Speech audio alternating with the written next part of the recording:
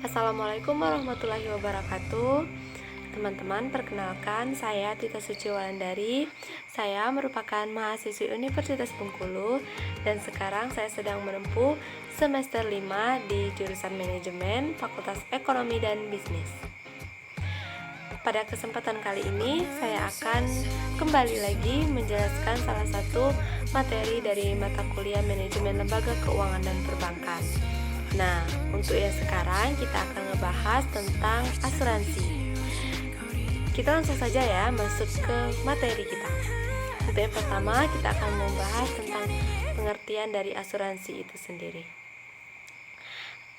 Jadi asuransi ini merupakan pertanggungan atau perjanjian antara kedua belah pihak, di mana pihak pertama atau pihak ke-1 berkewajiban membayar iuran atau kontribusi atau juga disebut dengan premi.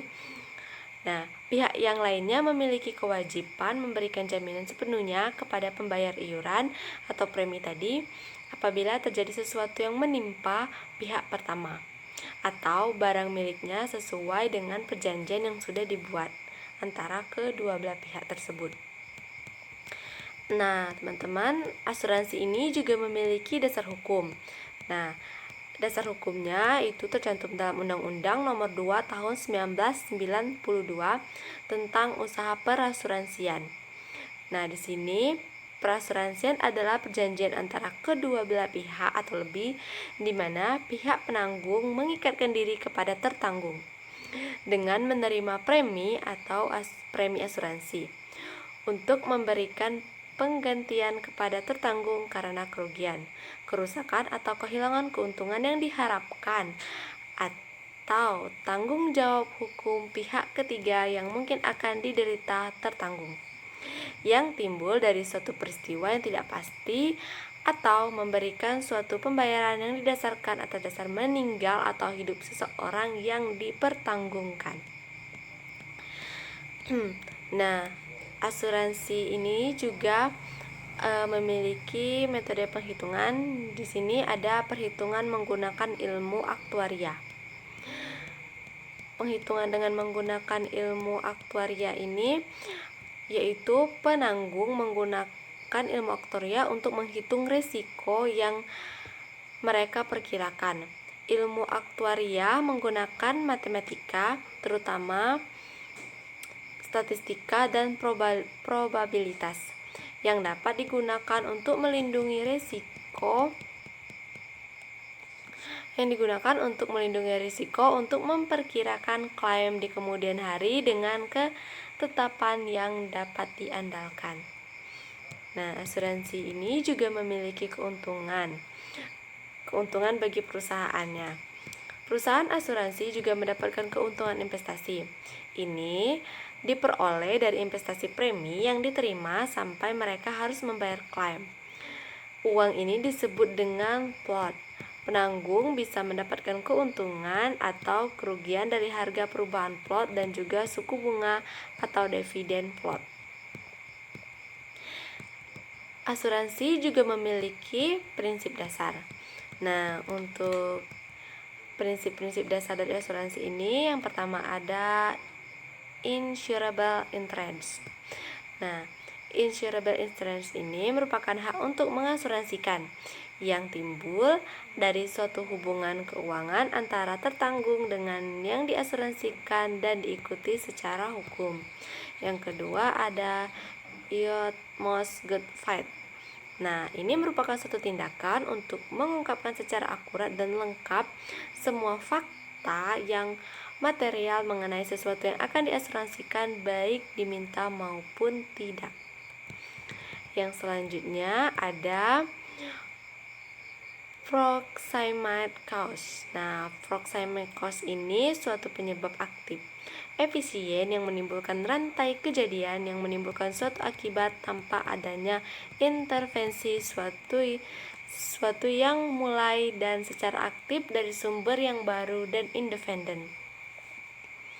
Yang selanjutnya yaitu juga ada indemnity. Indemnity ini suatu mekanisme di mana penanggung menyediakan kompensasi finansial dalam upaya menempatkan tertanggung dalam posisi keuangan yang ia miliki sesaat sebelum terjadinya kerugian. Next ada subrogation. Nah, subrogation ini merupakan pengalihan hak tuntut dari tertanggung kepada penanggung setelah klaim dibayar. Dan yang terakhir ada contribution. Contribution ini merupakan hak penanggung untuk mengajak penanggung lainnya yang sama-sama menanggung, tetapi tidak harus sama kewajibannya terhadap tertanggung untuk ikut memberikan indemnity. Selanjutnya ini ada jenis asuransi. Ada beberapa jenis dari asuransi. Yang pertama itu ada asuransi pendidikan. Nah, untuk asuransi pendidikan ini adalah asuransi yang keberadaannya dianggap sangat penting karena masyarakat beranggapan bahwa asuransi pendidikan merupakan asuransi cerdas yang dapat menjamin pendidikan untuk menjadi lebih baik. Yang selanjutnya ada asuransi jiwa. Nah, asuransi jiwa ini merupakan jenis asuransi yang memberikan jaminan atas kematian seseorang yang tertanggung dengan memberikan keuntungan finansial. Selanjutnya ada asuransi kesehatan. Asuransi kesehatan ini juga merupakan asuransi yang sangat penting karena asuransi ini memberikan penanggungan terhadap permasalahan kesehatan yang diakibatkan oleh penyakit. Yang selanjutnya ini ada asuransi kendaraan. Untuk asuransi kendaraan ini merupakan jenis asuransi yang memberikan layanan asuransi terhadap kendaraan yang mengalami kerusakan, kehilangan, dan sebagainya.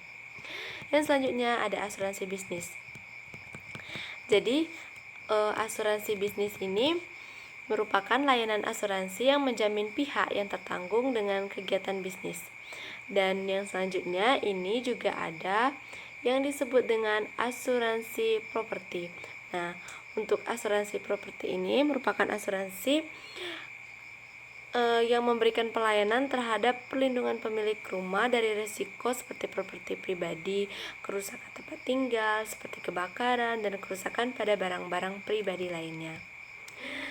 Nah, teman-teman, itulah tadi penjelasan dari materi asuransi. Saya mohon maaf apabila terjadi banyak kesalahan atau kekurangan saya dalam penyampaiannya, karena di sini saya juga dalam proses belajar.